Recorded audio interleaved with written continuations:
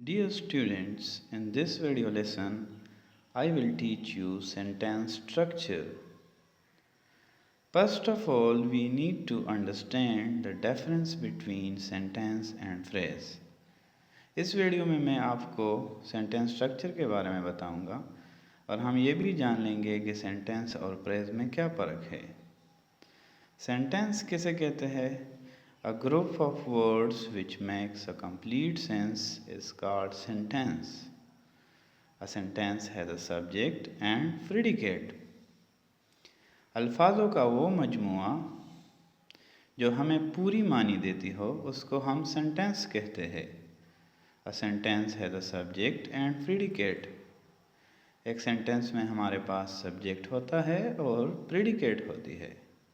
Example, he runs fast, वो तेज़ दौड़ता है। Ali is playing cricket. अगर हम इस जुमलों को देखें तो हमें पूरी मानी देती है क्योंकि इसमें सब्जेक्ट भी है और ये प्रेडिकेट भी है। अली इज़ प्लेइंग क्रिकेट, तो अली सब्जेक्ट है, काम करने वाला, इज़ प्लेइंग क्रिकेट, और जिसके बारे में जो बात कही गई है ये हमारे पास प्रेडिकेट है। अब हम पार्ट ऑफ सेंटेंस के बारे में कहते हैं कि एक सेंटेंस में हमारे पास क्या चीज़ें होती है। The sentence has two part, subject and predicate. एक सेंटेंस में हमारे पास दो चीज़ें होती है, सब्जेक्ट और predicate. The topic of a sentence is the subject. Sentence का जो मेन टॉपिक होता है, जो बात करता है, उसको हम सब्जेक्ट कहते हैं। और the subject is that person और थिंग। सब्जेक्ट या तो कोई बंदा होता है या कोई चीज़ होती है, अबाउट होम, जिसके बारे में हम, और विच समथिंग इज सेड, जिसके बारे में कुछ कहा गया हो, उसको हम सब्जेक्ट कहते हैं। Subject is actually the doer of an action. कोई काम करने वाला जो होता है एक सेंटेंस में, उसे हम सब्जेक्ट कहते हैं। What is said about the subject, और जो सब्जेक्ट के बारे में बता दिया गया है जुमला में बाकी, तो उसको हम प्रेडिकेट कहते हैं, सब्जेक्ट। अब इस जुमलों को अगर हम देखें तो हमें पता चल जाएगा कि सब्जेक्ट और प्रेडिकेट क्या चीज़ होती है। The teacher thought the student. Teacher जो काम करने वाला है इस जुमले में, तो हमारे पास सब्जेक्ट है। थॉट द स्टूडेंट, बच्चों को पढ़ाता है, तो ये हमारे पास क्या है? तो ये हमारे पास प्रेडिकेट है। ये टीचर के बारे में ये हमें बता दिया गया है। Allama Iqbal give the idea of Pakistan. Allama Iqbal ने पाकिस्तान का नज़रिया पेश किया था, तो Allama Iqbal give the idea of Pakistan, तो अल्लामा इकबाल सब्जेक्ट है, give the idea of Pakistan predicate है इस जुमले में। So know what is phrase.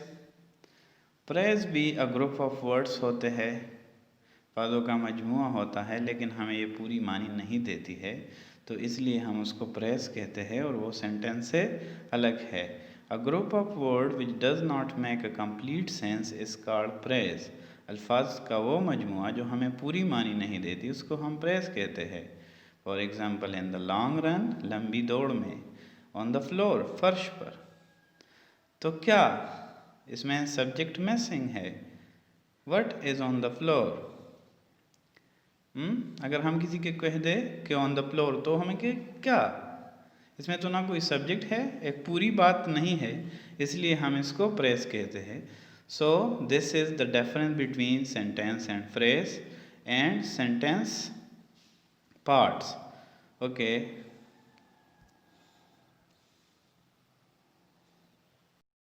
hope you understand the structure of sentence. Our today lesson is end up with this point.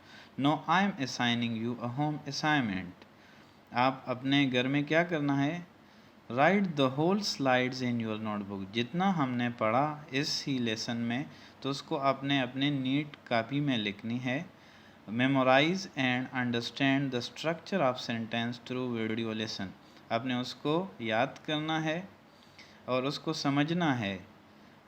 इस video से make at least 5 sentences. आपने 5 जुमले बनाने हैं, सेंटेंस आपने बनाने हैं, and highlight the subject and predicate in it. और उसमें आपने सब्जेक्ट और प्रेडिकेट को भी हाईलाइट करनी है ताकि हमें पता चले कि आप कितने सीख गए। Right at least 5 example of praises, और 5 एग्जाम्पल आपने प्रेस के देने हैं। सो ये लेक्चर यहाँ ख़त्म हुआ। Stay safe, stay home.